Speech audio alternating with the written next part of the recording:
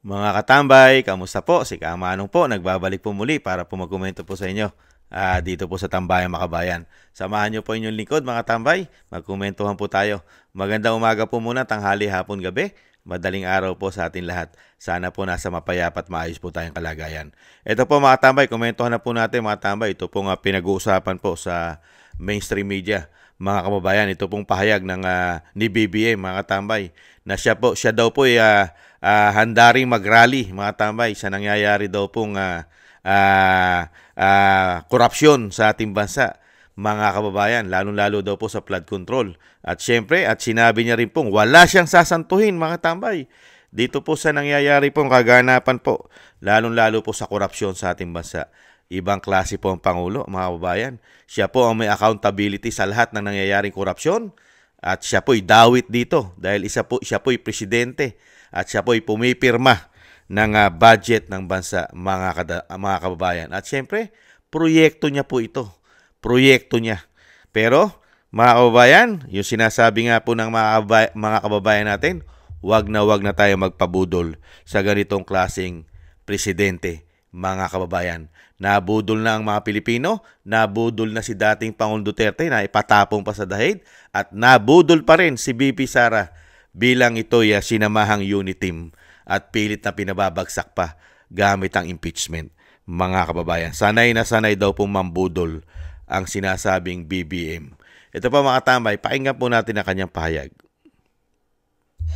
Ivan, ano ang assurance ng Pangulo upang masabing walang palalagpasin ang ICI sa mga personalidad at opisyal na isinasangkot dito sa issue ng anomalya sa flood control projects? Aga isang bagay lang anya ang sagot dyan ayon kay Pangulong Ferdinand Bongbong Marcos Jr. Gagawin nila ito at hindi matatapos hanggang salita lamang. Nagbigay ngayong umaga ng update si Pangulong Ferdinand Marcos Jr. tungkol sa estado ng Independent Commission for Infrastructure o ICI. Buo na ang komisyong ito ng pinangalanan ng Pangulo, ang chairperson na si former Supreme Court Associate Justice Andres Reyes Jr. Kasunod ng pagkakabuo ng ICI, isa sa natanong ng media ay kung paano makakasiguro ang taong bayan na hindi papalagpasin ng ICI sa kanilang masusing pagsisiyasat ang mga matutunog na pangalang nasasangkot sa mga anomalyang flood control projects. Kasama na rito ang mga kilalang kamag-anak at kaalyado ng Pangulo na sina House Speaker Martin Romualdez at ako Bicol Party List Representative at former House Appropriations Chairperson Elizalde Co. Well, there's only one way to do it, isn't there? They will not be spared. Anybody will say, hindi, wala tayong kinikilingan, wala tayong tinutulungan. Wala namang maniniwala sa'yo hanggat gawin mo eh. So, gagawin namin. Binigyan din ni President Marcos na hindi siya makikialam at ang buong executive branch sa gagawing mga investigasyon ng ICI. Bagamat manghihingi sila ng mga update, hindi nila ito uutusan o bibigyan ng direksyon kung paano ang magiging galaw ng investigasyon. Samantala, suportado rin ng Pangulo ang mga nangyayari at mga gaganapin pang kilos protesta kaugnay ng issue sa korupsyon, gaya ng inaasahang demonstrasyon sa darating na September 21. Anya, katulad ng panawagan ng mga nagpoprotesta, nais rin niyang papanagutin ang mga personalidad na nasa likod ng mga ganitong klase ng katiwalian. Do you blame them for going out into the streets? If I wasn't president, I might be out in the streets with them. So, of course, they are enraged. Of course, they are angry. I'm angry. We should all be angry. Because what's happening is not right. So, yes, express it. You come, you make your feelings known to these people and make them answerable for the wrongdoings that they have done. Kasabay ng paghikayat ng Pangulo sa publiko na ipahayag ang kanilang saloobin, dapat rin anyang gawin ito sa mapayapang paraan. Aga ngayong buo na ang ICI. Ibang klase mga tambay lalabas din daw po siya. Kung hindi siya presidente mga tambay, ay siya po'y pupunta rin at maikisa. At siya po'y magrarally din mga tambay. Ibang klase po. Samantalang siya po ang punot dulo nito mga tambay. Ang punot dulo po, mga tambay, ng korupsyon ay sa kanya rin po ito, mga tambay. Accountability niya po ito. Pinabayaan niya po kasi di po ba? Kung tinutukan niya po ng tinutukan, katulad po ng ginawa ni dating Pangulong Duterte, dahil alam po ni dating Pangulong Duterte na napakarami pong magnanakaw na politiko, lalong-lalo po sa Kongreso. Lalong-lalo po pagka proyekto na pag-uusapan. Hindi po ba tinutukan niya yan? Kaya nga napakarami niya pong nagawang build. Pati nga paglinis ng dagat. Excuse me po. Pati nga paglinis ng Manila Bay, ang Ilog Pasig, at ang Boracay, nagawa pang linisin sa dami pa ng proyektong nagawa. At nahandyan pa ang COVID-19, nahandyan pa ang giyera sa Marawi. Sa kabila nun, napakarami pa rin niya nagawa.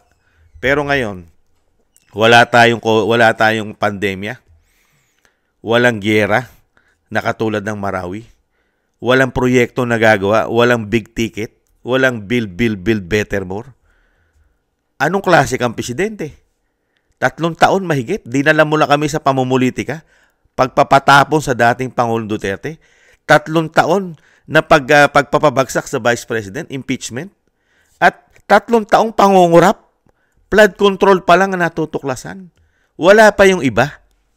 Tapos sasabihin mo sa amin, wala kang sasantuhin. Ikaw nga ang dapat santuhin eh. Di po ba? Ikaw mismo, Pangulo, ang sasantuhin. Di ba? Ikaw mismo ang may accountability ng lahat na nangyayaring korupsyon sa bansa. Dahil ikaw ang commander-in-chief. At kung talagang ayaw mo na korap at pananagutin mo, at makikipag-rally ka pa, dahil nga ang taong bayan ay desperado, galit, sa nakikitang korupsyon, binaong kami sa utang, walang ginawa, puro korap, mahihinang klaseng proyekto. Kung talagang seryoso ka, mahusay kang presidente, kaya nga lang sinasabi nga weak Di po ba? Matagal mo na sinibak at inimbestigasyonan o inimbestigahan ang iyong pinsan. Di po ba? Matagal na. Bakit kailangan pang umabot sa ganito? Bakit? Dahil kasabwat ka yata umano. Hindi kaya kasabwat ka? Dahil unang-una, lahat naman ng ginagawang proyekto ay nagdadaan sa mesa mo. Inaaprobahan mo lahat yan. Kaya nga binabudgetan yan. At kontrolado mo, hawak mo ang DPWH. Di po ba? Commander-in-chief. Kaya mga kabayan, huwag po tayong magpabudol muli sa ganito pong salitaan na ngunguwi-nguwi kung magsalita. Gaganon-ganon kung magsalita. Mahirap paniwalaan yan. Dahil mismong pisan niya at si Saldico at siya mismo ang pumipirma pag ito po ay nasagaan na at pipirmahan niya yung ginawa po doon sa Bicameral Conference Committee report na insertion, napakarami insertion. Pati mga party list nilalagyan nila ng isang damukal na bilyones para sa sinasabing ganitong mga priority nila. Puro kaalyado naman nila halos ang nabibigyan ng proyekto. At karamihan po dyan, at napakarami po dyan, palpak at napakaraming komisyon ang inabot ng mga Pilipino para ibulsa ng mga demonyong korap na politiko sa ating bansa. Hindi po ba? Kaya dito po sa mga pahayag ng Pangulo, mahirap pong asahan ito at napakahirap pong paniwalaan ang napakasinungaling po yata umano na Pangulo sa kasaysayan ng bansa. Sanay na sanay po magsinungaling umano ang Pangulo, mga kababayan. Mismo kamag-anak, pinsan niya, hindi niya makondina. Walang sasantuhin. Mga kababayan, protektado. Ibang klase ka, Mr. President.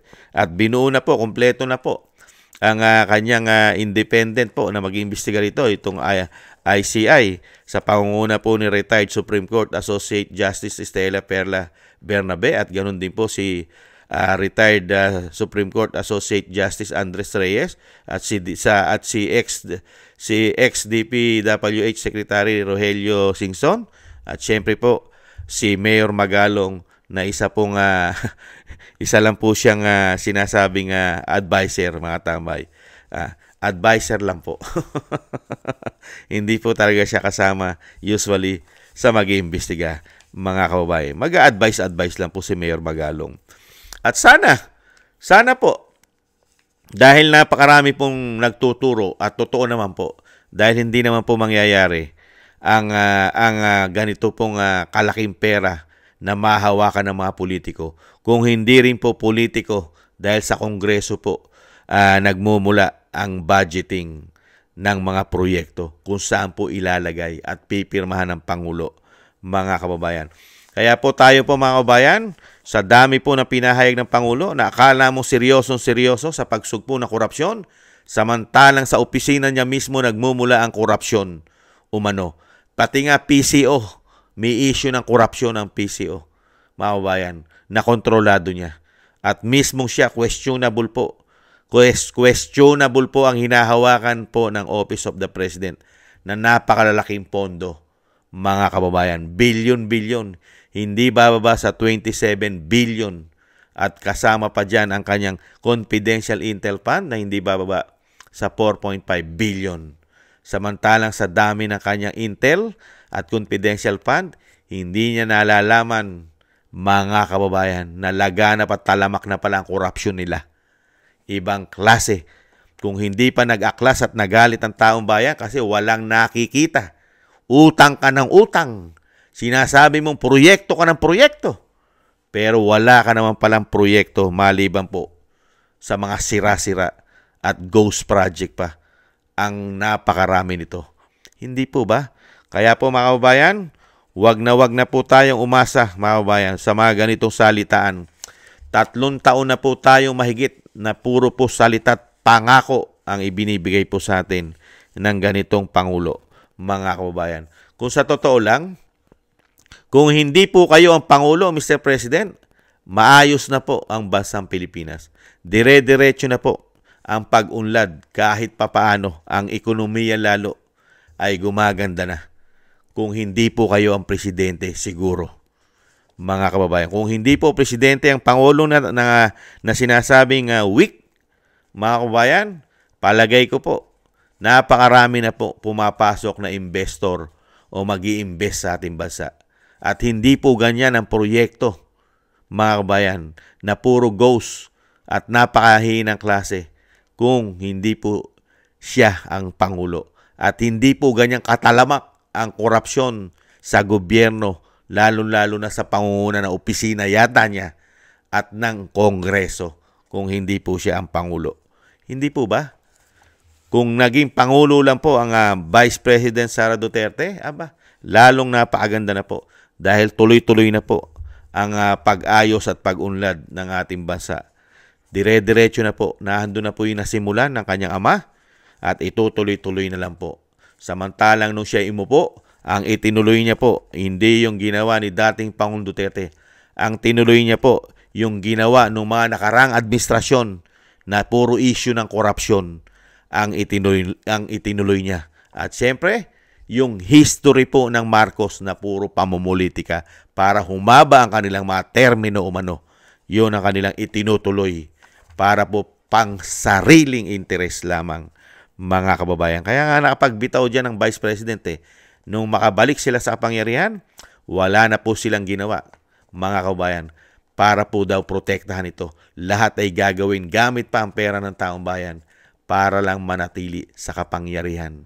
Dahil sila po'y hindi greedy, sakim, mga kababayan. Lalo-lalo na mayroon pang bonus na pulburon, mga kababayan. Maraming salamat po, mga kababayan. Wag na po tayong magpabudol sa ganitong klaseng Pangulo. Mga kababayan, na sanay po magsalita, pero hindi naman po sanay gawin, mga kababayan. Paano niya gagawin? Samantalang puro kaalyado niya ito, kamag-anak pa. Gagawin niya ba yan? Mga kababayan, may mga hawak din sikreto sa kanya yan. Hindi po ba? Pagka yan ay sinalag niya na sinalag at binatikos niya, baka siya ay ikanta rin, lalo-lalo ng kanyang pinsan. Hindi po ba, mga kababayan? Kaya magpuprotektahan po yan sa isa't isa. Mga kababayan, hindi po papayag yan. Dahil nga po, systematic po ang ginawa nila dyan hindi po ba? Maraming salamat po sa nagusto po ng ating tambayan, mga kababayan, sa YouTube at TikTok. At ganun din po sa mga mga subscribers po natin. Maraming salamat po sa inyo. Mabuhay po kayo.